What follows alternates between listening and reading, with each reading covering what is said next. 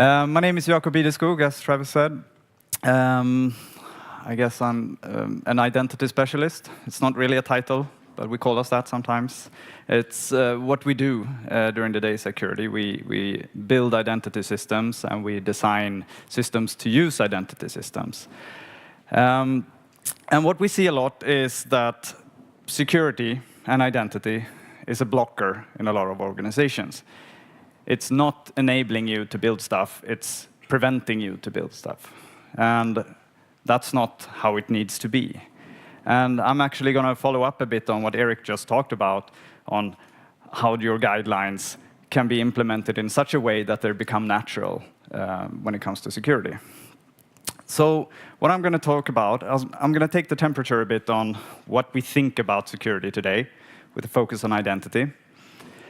I'm also going to talk about how we can isolate the complexity of security into reusable components. And then we're going to see if this then becomes possible to maintain as knowledge in our organization. And finally, with the purpose of becoming more agile and not less. So if you ask anyone, what does security look like in an organization? You end up with, maybe not a block diagram like this, but similar. You say we secure our machines. We have some sort of infrastructure team that handles our machines. They could be in the cloud or not, but there are machines somewhere. Then we also put them in a network and make sure that that network is fairly restricted, at least on the sensitive parts, maybe to the database, where things are more critical. We make sure we have networks around that aren't accessible to the internet. And the way we protect those networks out, we put firewalls there. And then we have somebody maintaining that. And then, of course, we poke holes in that firewall. So we put our APIs on top, and we make sure that we can reach all the way into the deepest part of our network through jumps and hoops. And then on top of that, we're also building apps and websites. So if you turn this around, this is kind of what we're thinking. Like, there's a few people managing our machines, there's a few people managing our network, there's a few people managing our firewalls. There's some more people building our APIs, and even more people building our apps and websites. But it's probably even like this, that because infrastructure is stopping us a lot of times, because security is stopping us a lot of times, we're sort of moving people around here, and more people are sort of setting up their own cloud servers and maintaining their own little side infrastructure in order to get the stuff out quicker. So a lot of people in a lot of places is my point. And if you start thinking about coding around this, I mean, you don't even have to be malicious in order to make a mistake here. It's pretty easy to code something wrong that can have pretty severe effects in your entire organization. And our network security isn't helping us. Our firewall security isn't helping us. It's all the layers together. So I'm going to zoom in a bit here, but why are we doing all of this? Why are we sort of having this shift of people around? Well, pretty obvious. We need to be more agile. We have product marketing and product management giving us ideas that, we need to increase our cadence. We need to drop deployments faster. We need continuous integration, continuous delivery.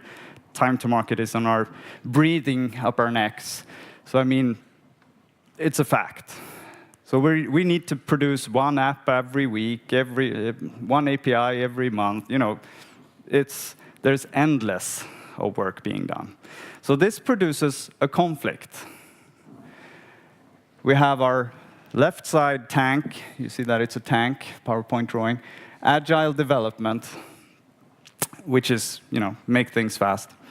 Product requirements continuously coming in. Increase the usability of the UX, increase the usability of the API.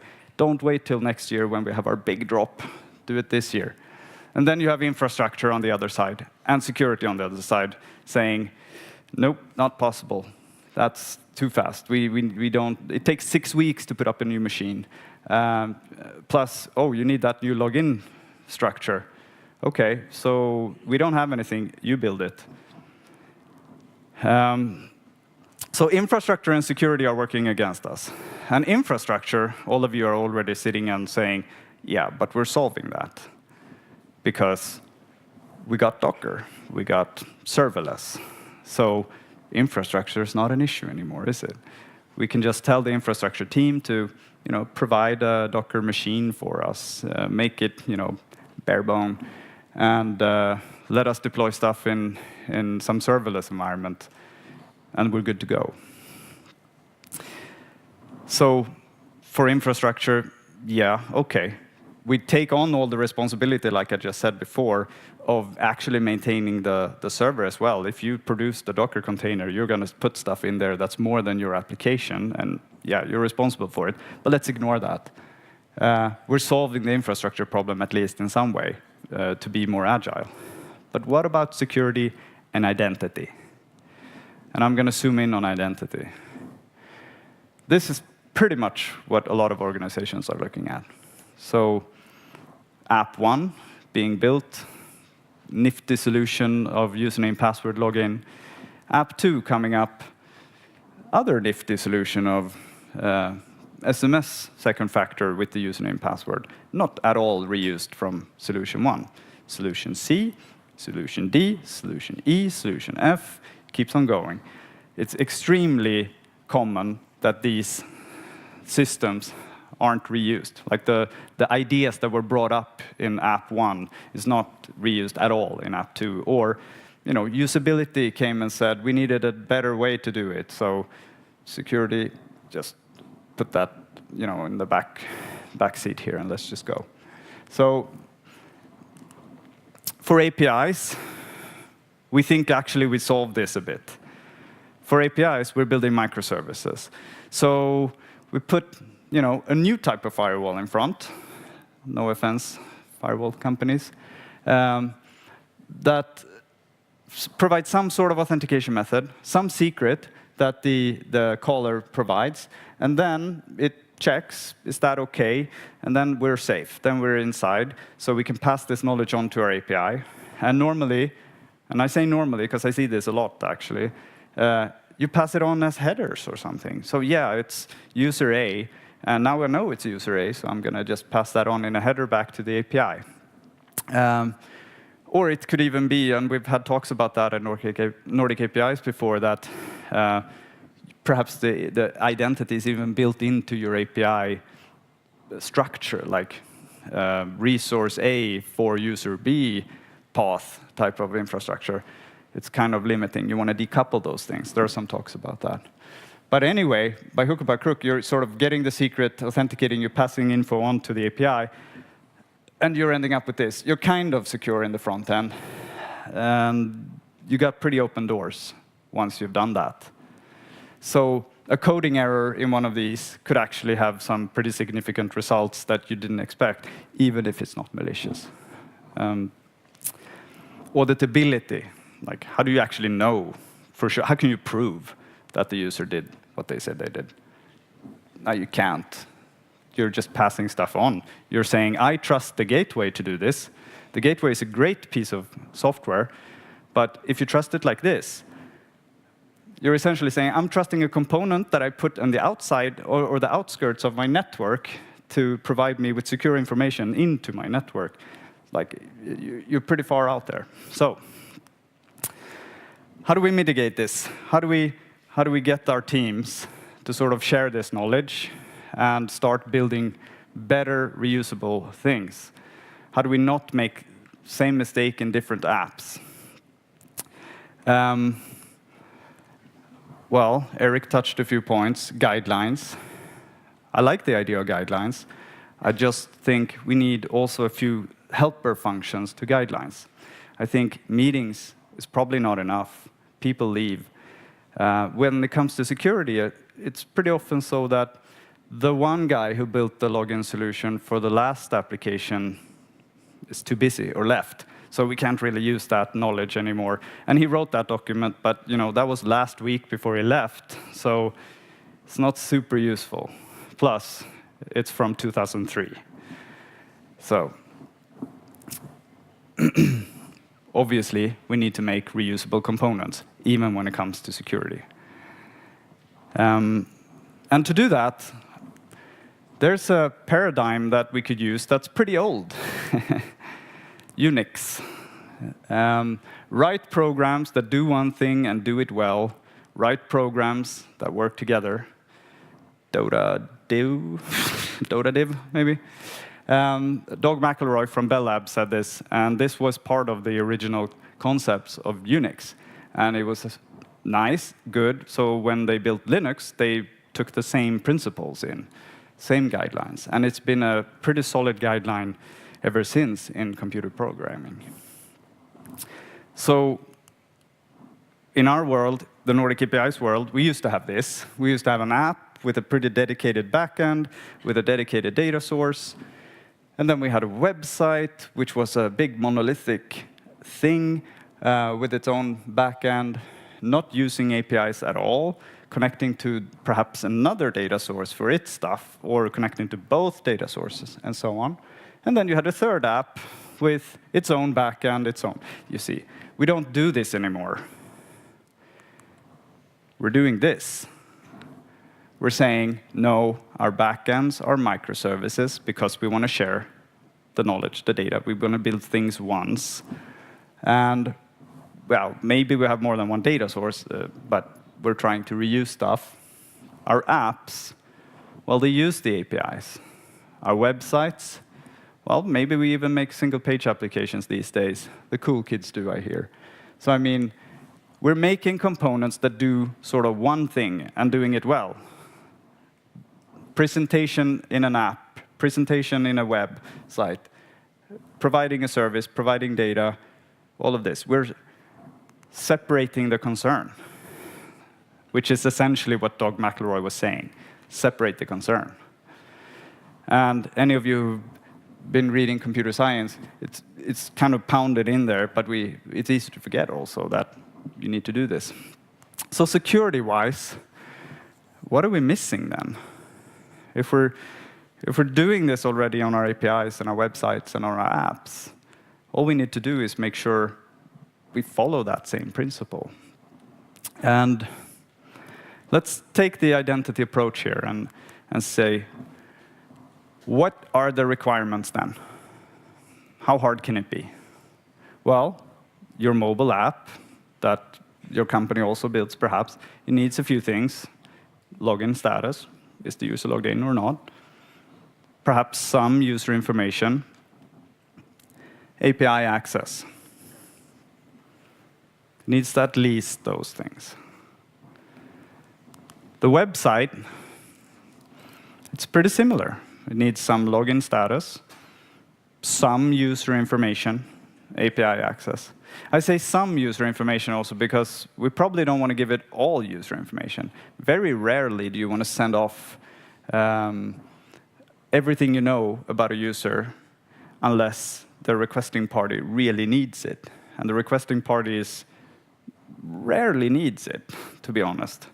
And in Europe, with GDPR, it makes even more sense to stick to that guideline. So when you share user information, you probably just need to give some, if any, to the front ends.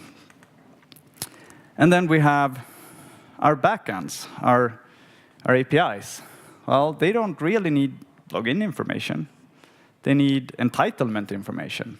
They need to know, are you allowed to do this operation that you're now requesting?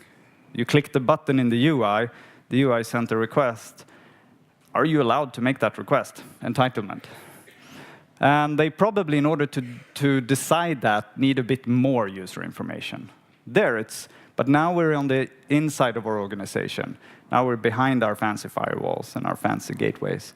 So we can take this more user information. But we should be careful even here, because it ends up in logs. It ends up in places you didn't expect, and it's hard to clean up if somebody wants their account deleted. So, how do we solve these requirements? Well, introducing, you heard it before, the identity management system. What is that? Well, it's a box with an icon in it representing a user. And what we can do with this is we can send a request to it and say, hey, log in, please. And then the IMS is responsible for doing this. So it will check, by hook or by crook, who is this user? And if it figures it out, it will say, sure, here, I logged it in. Here's a ticket or token proving that I did.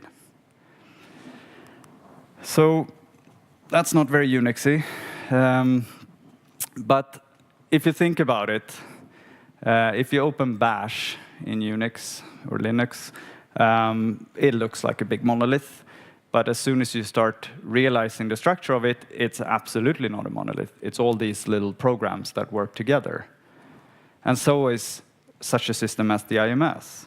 It's just a concept. It's just an isolation boundary where we say, in here, we're putting stuff that belong together, but they aren't the same thing. So we're not going to smoosh them together to one software piece. At least it belongs, or it consists of these 4 parts.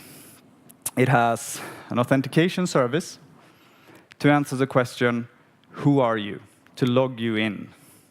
And login can happen in a lot of ways, as you know. Username, password, we're hopefully moving away from that at some point. It's hard, though, but it will happen, I think. Multi-factor authentication. It could be biometrics. It could be anything, just as long as we can answer the question, who are you? And we can also answer the question, who are you, and how much do I know that you are who you say you are? How well can I assert that? That's something the authentication service can answer. Yeah, you gave me your Facebook account, but you got no context there. I know nothing about you, so I can't really assert you are you. That type of assertions, it can answer those questions. Federation service, it's all about, okay, so I can't answer who you are, but our partner company can do that.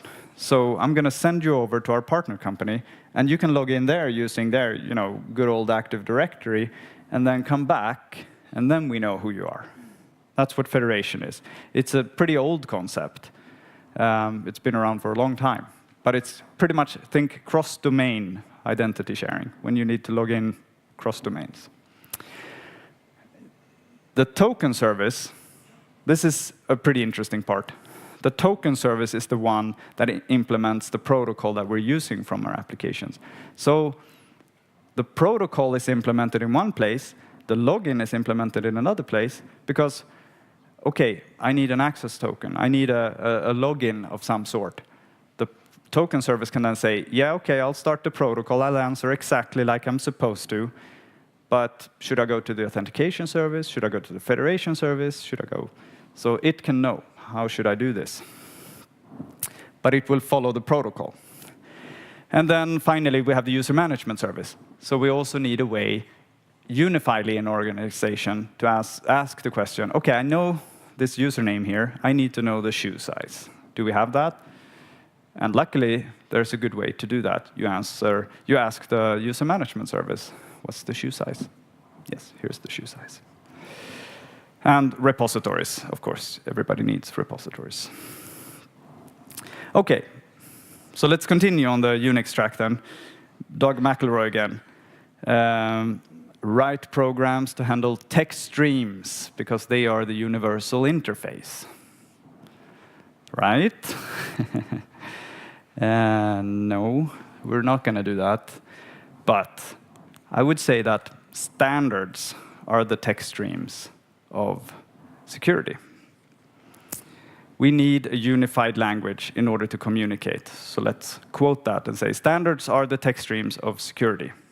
And what standards am I talking about? These are a few. There's more, but these are probably the essential ones that you'll need to be looking at if you're not already. OAuth 2 for API access, OpenID Connect for federation and single sign-on and identity information to the applications.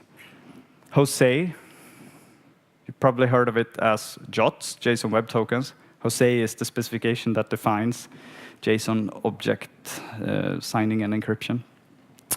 SCIM is the user management protocol I was talking about. So when I ask about shoe size, I don't just ask about shoe size, I ask about it in a standard way. There's a protocol, there's a specification on what JSON schema is going to be used? What's the result going to look like always? What does an account look like? All of these things are defined in Skim. So it's super useful to implement as your standard way of storing users in your company. And SAML, I mentioned before, federation. SAML is used when you want to cross-domain authenticate. And you can do that with OpenID as well. It's just a lot of systems still use SAMLs. We need to have it there on the slide still. OK, so back to this. We call this the neo-security architecture, because it's essentially an architecture. We're breaking apart the components. We're separating the concerns in order to make this more manageable and more usable. So how does these standards map in? Well, like I said, the federation service implements SAML, mainly. The user management service implements Skim. Skim 2.0, if you haven't tried that out, do. It's not that hairy to implement if you want to do it on your own even. OAuth and OpenID Connect are the token service. You can argue that OpenID Connect is definitely a federation protocol. OpenID Connect, though, is pretty tightly coupled to OAuth, so it makes sense to put them in the same box.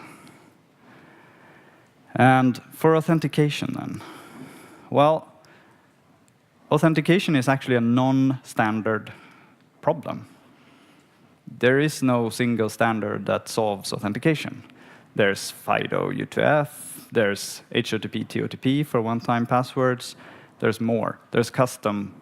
And if you think about it, what is a login? How do you authenticate someone? Well, I could be authenticated by walking through the door here and showing a badge to a scanner. That's authentication. I could authenticate by somebody calling me on the phone and recognizing my voice. I could get a text message. I could type my username password. You know, there is endless ways of sort of doing this, and endless sort of protocols and transports that are needed. So in order to sort of make this, isolate this complexity, if you will, into one single place, we need an authentication service to multiplex all of these. So think of it as a multiplexer. Here you plug in all your ways you need to be able to authenticate in a single place, making it one component that does one thing and does it well. So now what? Well, we have the IMS, and we have this log this user in, please, question going on from the app. And what then needs to happen pretty much is log this user in is a protocol. It's OAuth and OpenID Connect. So it will need the token service in order to start that protocol. But the first thing that happens is that the OAuth and OpenID Connect server, they don't know how to authenticate, because that's not their job. So they will talk to the authentication service, and it will authenticate. And when that's done, it will go back, and it will say, sure, here's a ticket proving I logged the user in. And here's another ticket, by the way, that's giving you API access. The website, you're not too surprised, log this user in. Yeah, same thing. You can use the same protocol, perhaps in a different flavor. There's many variants in these suites. On the API then, well, I got this ticket now that I can use to call the API, an OAuth access token. So I can make this call on the user's behalf. So where do we need the IMS here? Well, primarily, of course, to get the token, but also for the API to check, is this valid? And, whoops. And if it is, you get a response explaining, yeah, it's valid, it's this user, and it has these entitlements perhaps tied to it that you need to know in order to perform the operation. And then you can serve the data back up. And I can go on this, because there's, of course, many variants and flavors, but you get the point. We make a standard call. We use the text stream to communicate with this other system. And then we get a standard response. So what's the point? The point is longevity. We can now isolate all of this complexity into its own system, and we can start building reusable components instead that uses this. So we don't need to implement every time we come up with a new API that needs a new structure We don't need to rethink how is security done, because the standard can be implemented. We can use the library, we can build our own, we can take an open source version, and we can deploy that. If we use our gateway, which we should use it like this. The gateway should terminate the incoming token and say, okay, is this valid? Or I'm not even going to let you through the door. Call the token service. The gateway does its thing. It's the police. It checks. It stops you on the road and it checks. Whereas the token service is the passport authority that issued the driver's license or the passport that you're showing to the police. They're doing their thing, and they're not mixing that. So the gateway is checking and asking, is this valid? You get the response back. And you could do it like this. You can send sort of a secret token in and get a JSON web token back. You can treat the standards in various ways to sort of become more flexible, because then you can send this JSON web token down to your API, which made you secure in the front, still secure as soon as you come into the door. It's much harder now to make a programming error where you accidentally call another API, and there's a lot more that needs to go on in order for that to work. APIs will have different requirements on entitlements, because you can configure that when you start the lib, for instance. So you can separate all of these. For apps, no big surprise. I mean, we can use standard libraries there as well.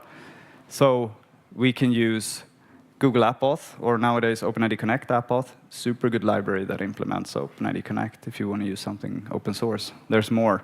And people are spending a lot of time in making these open source libraries up to date and up to spec.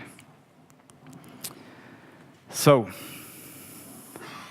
to conclude this, we need to have organizational guidelines, like Eric said, but we also need to make sure they're easy to follow. We need to stick it in code. That's my conclusion. So, write all of your knowledge into stone. Make sure you realize that standards are the key to reusability. Isolate the complexity in well-defined components, because you're already doing that in your entire microservice architecture. That's exactly what we're doing. Don't forget to do that in security.